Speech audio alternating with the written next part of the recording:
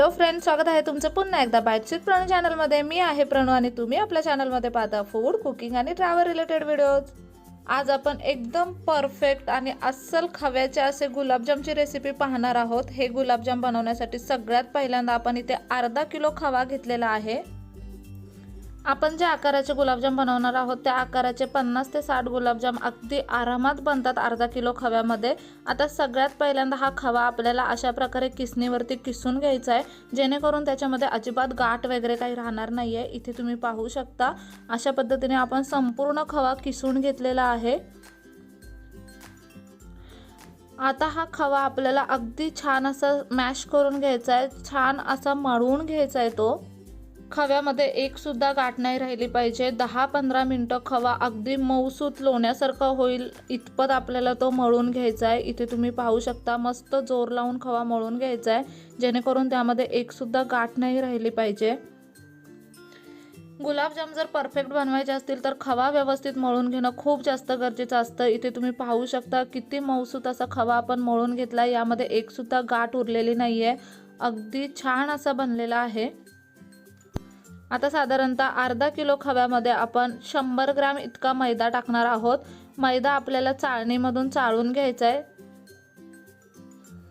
आवर्जून मैदा चाळणीमधून चाळून घ्यायचा, डायरेक्टली अजिबात नाही टाकायचा। आता मैदा आणि खवा आपल्याला एकत्र करून घ्यायचं आहे आणि हे सुद्धा आपल्याला अगदी छान असं मळून घ्यायचं आहे।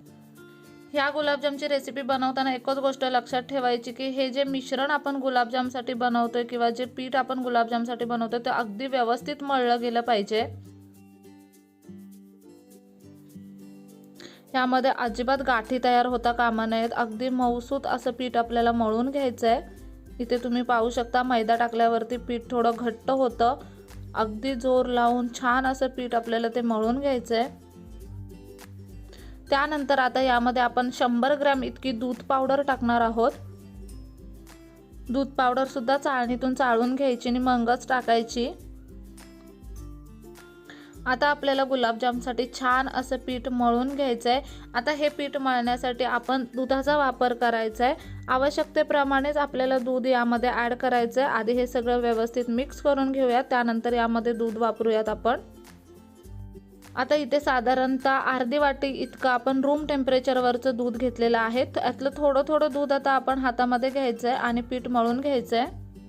इतकं संपूर्ण दूध आपल्याला लागणार नाहीये, थोडं थोडं दूध हातामध्ये घ्यायचं आणि मग अशा पद्धतीने पीठ मळून घ्यायचं।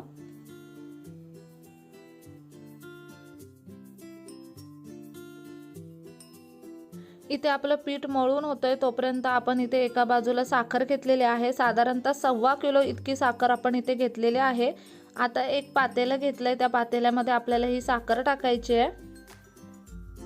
जेवढी साखर तितकंच पाणी वापरायचं। आता आपण 1.25 किलो साखर घेतलेली, त्याच भांड्यामध्ये आपण पाणी ओतून घेतलंय आणि ते पाणी यामध्ये टाकायचं आहे। आणि आता आपल्याला ह्या साखरेचा अगदी छान असा पाक तयार करून घ्यायचा आहे। बारीक गॅस करून ठेवायचा आहे इथे आणि पाक तयार होऊन द्यायचा आहे। इतका पाक तयार व्हायला सुद्धा 10-15 मिनिटं अगदी आरामात लागतात। बारीक गॅसवरती आपल्याला हा पाक तयार करून घ्यायचा आहे, मध्ये मध्ये चमचा फिरवत राहायचा आहे। इथे एका साईडला पाक तयार होतोय तोपर्यंत इथे तुम्ही पाहू शकता आपलं पीठ सुद्धा गुलाबजामचं अगदी व्यवस्थित मळून आता तयार झालेलं आहे। आपण साधारणतः पाव वाटी इतकं दूध यामध्ये वापरलेलं आहे, पाव वाटीच दूध आपल्याला लागलंय। इथे तुम्ही पाहू शकता अर्धी वाटी दूध घेतलेलं, एवढं दूध उरलेलं आहे आणि अगदी मऊसूत असं हे पीठ आपण मळून घेतलेलं आहे, जेणेकरून आता आपण जेव्हा गोळे तयार करू तेव्हा त्या गोळ्यांना अजिबात रेषा पडणार नाहीत। गुलाबजामचे गोळे जेव्हा तयार करतो तेव्हा सुद्धा हातावरती अशा पद्धतीने पीठ चोळून घ्यायचं आणि मग गोळे तयार करायचे, म्हणजे गुलाबजामला एक सुद्धा रेष पडत नाही, अगदी प्लेन असे गोळे तयार होतात। इथे तुम्ही पाहू शकता पीठ थोडंसं कडक होतंय असं जर तुम्हाला वाटलं तर तुम्ही मग ह्यामध्ये थोडासा दुधाचा हात घेऊ शकता किंवा एक ओला कपडा घ्यायचा आणि तो ह्या पिठावरती झाकून ठेवायचा। तुम्हाला ज्या आकाराचे हवे त्या आकाराचे तुम्ही गुलाबजाम बनवू शकता, लहान मोठे। इथे तुम्ही पाहू शकता आपण ह्या आकाराचा गुलाबजाम बनवला आहे। सगळ्या बाजूने अगदी प्लेन आहे, एक सुद्धा रेष नाहीये गुलाबजामला। गुलाबजामला रेषा पडल्या किंवा पीठ कोरडं झालं तर मात्र गुलाबजाम जेव्हा आपण तळतो तेव्हा ते फुटतात। त्याच्यामुळे पीठ ओलसरच असावं आणि गुलाबजामचे जे गोळे आहेत त्यांना अजिबात रेषा नसाव्यात। इथे तुम्ही पाहू शकता पाकसुद्धा मस्त तयार झालेला आहे। चिकट असा पाक आपल्याला करून घ्यायचा आहे। यामध्ये साधारणतः आपण 1 चमचा इतकी वेलची पावडर टाकलेली आहे फ्लेवरसाठी। अगदी मस्त चिकट असा पाक तयार झालेला आहे।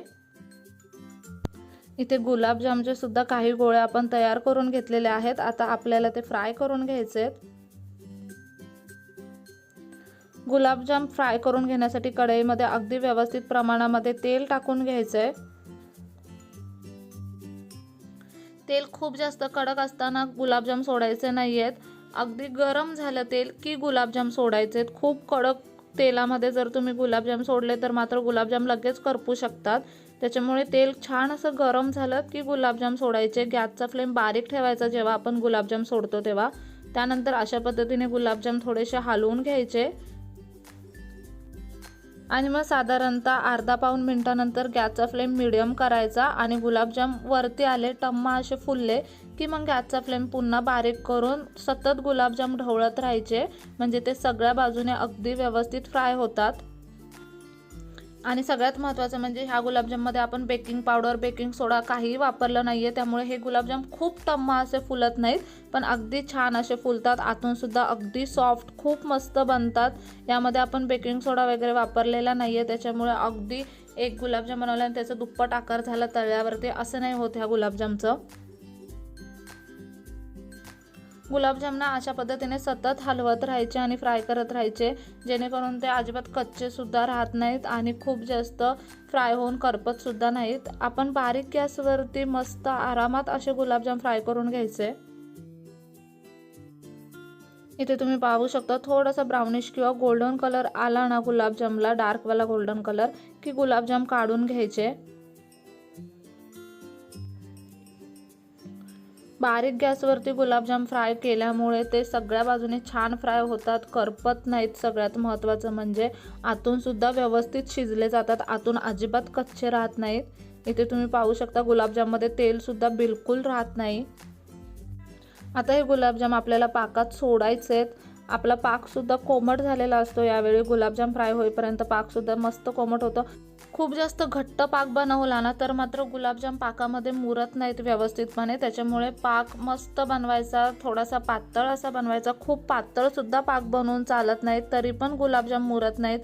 पाक व्यवस्थित बनवलात आणि पीठ व्यवस्थित मळलं ना तर तुमचे गुलाबजाम अजिबात चुकत नाहीत, एकदम परफेक्ट बनतात।